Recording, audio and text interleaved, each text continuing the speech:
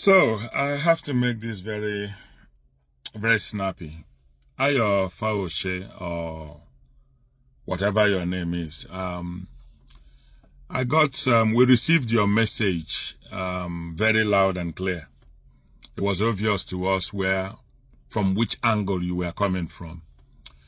And I will tell you something which you said. You said you regret, you're happy being a Yoruba man, and you would have regretted being an Igbo man.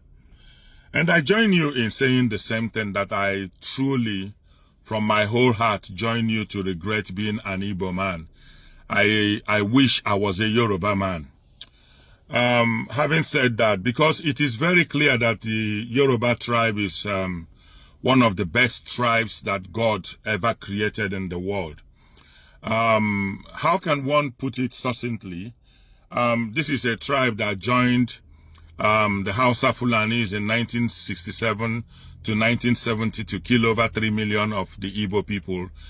A tribe that has the blood of innocent Igbo women and children raped and murdered in their hands. I would be very proud to come from such a tribe that rounded up military men of Igbo extraction that were friends to you people, and you took them to Yaba barracks and executed them. It is very pertinent to state clearly that my greatest joy would be to come from such a tribe that Agui Urensi was a visitor to. And he was in their territory as a visitor. They tied him to a jeep and murdered him, dragged him on the floor until his head exploded. I would be very glad to come from such a tribe that Bola Ige was killed and nothing happened.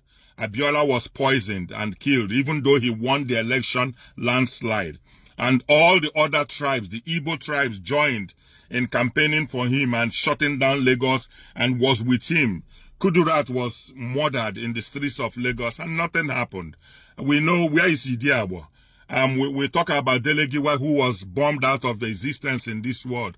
But all that does not matter, because we are from a tribe. Me and you now are from a tribe that does not see the evil that they do, but we only see the evil that the Igbos that we hate they do. So it is pertinent to understand something, that the Igbo society, that if you're a millionaire, it does not make you a leader of the Igbo community. And I think some of you need to get these things into your very myopic minds and mentality. Obi Cubana and chief priests, they are millionaires. They do not represent the 80 million Igbo people that come from the Igbo nation. They represent themselves. And when we talk about leaders in Igbo community, I have never been to one leaders meeting and I've seen Obi Cubana or chief priest. These are individuals that we love, we respect them. They have an opinion of their own. They have a political agenda. They can belong to any party that they wish to belong to. But it is not in our right to then use one brush to say that because of Obi Cubana and chief priest are campaigning for Tinubu, therefore every other Igbo man can be bought. Why haven't you bought Nnamdi Kanu? You rightly said it so, yes, that Igboho has been free. Who freed him? The tribe that me and you come from, the Yoruba tribe, right? The persecutors that jailed Nnamdi Kanu are from which tribe? Our Yoruba tribe, me and you, Fayose. The judge that had no law, that found our brother, our kingsman, guilty of terrorism, is from which tribe? Our tribe, Fayose, me and you, the Yoruba tribe, right? The tribe that is ruling today, that has brought in xenophobia and tribalism to the highest level. It's my tribe and your tribe, Fayose. So when we speak, the scripture says that you should remove the log in your eyes before you try to remove the other one in somebody's eyes. You do not know the pressure, the manipulation, the harassment and intimidation a lot of Igbo people are going through in the hands of your people.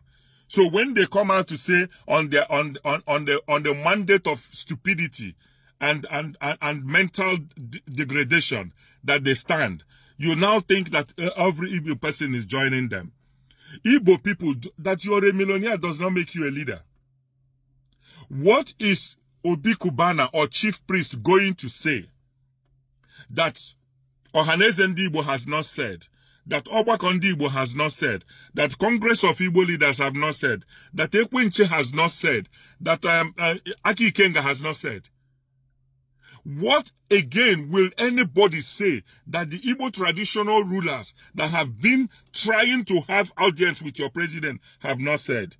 What is any Igbo man going to say that Senator Abaribe and Senator Victor may have not said? But you people have selective mental disorder, that you do not listen to the cries of the Igbo man. And every day, all we see is recalcitrance coming from everywhere and casting aspiration on the Igbo people. You have been enjoying your marriage, your unholy marriage with the Fulani Hausas. And to your own advantage, you now think that those who are marginalized are not, cannot speak. I do not blame you. I blame our people. I blame we, the Igbos, who keep quiet when all this nonsense, every mundane moron will come out from anywhere and think he can cast aspiration on us. You claim your wife is an Igbo, so half your children are half Igbo. We will see when all the marginalization and all the wickedness that is being implemented on the Igbo people will come to you. They have Igbo blood in them. It will definitely come to them. But let me tell you something that is very interesting. Power is transit. Today, you guys have the power. You're using it to demolish our properties in Lagos. You're using it to crumble our businesses. You're doing everything because you own the power. When we go to TikTok, I go around the rooms and I hear what your people say. It's not the argument. It's not the position of a people who want peace. The war has been declared on the Igbo people, and the Igbo people have a right to choose how they fight this war.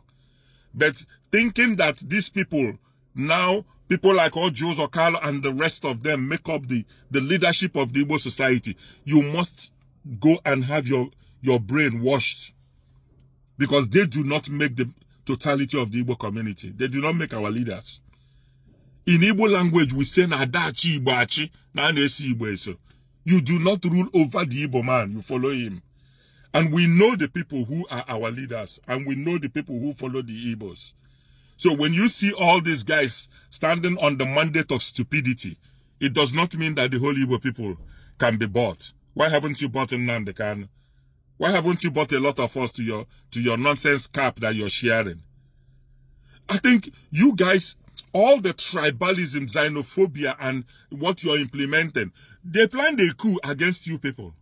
Have you said anything about it? Not even a word. They went to Kwara State and wiped out over 200 of your people. Have you said anything about it?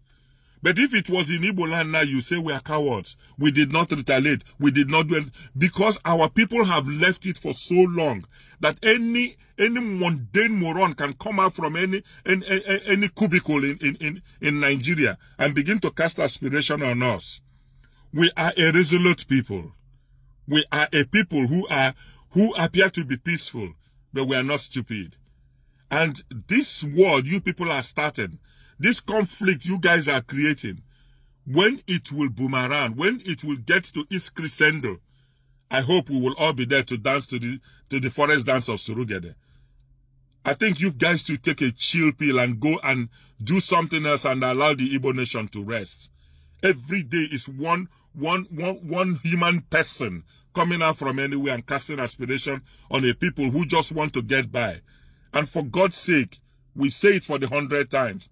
Nnamdi Kanu is our son. Nnamdi Kanu is our brother. He's our husband. He's our sister. I mean, he's our brother. He's our cousin. He's our uncle. And we will never abandon Nnamdi Kanu.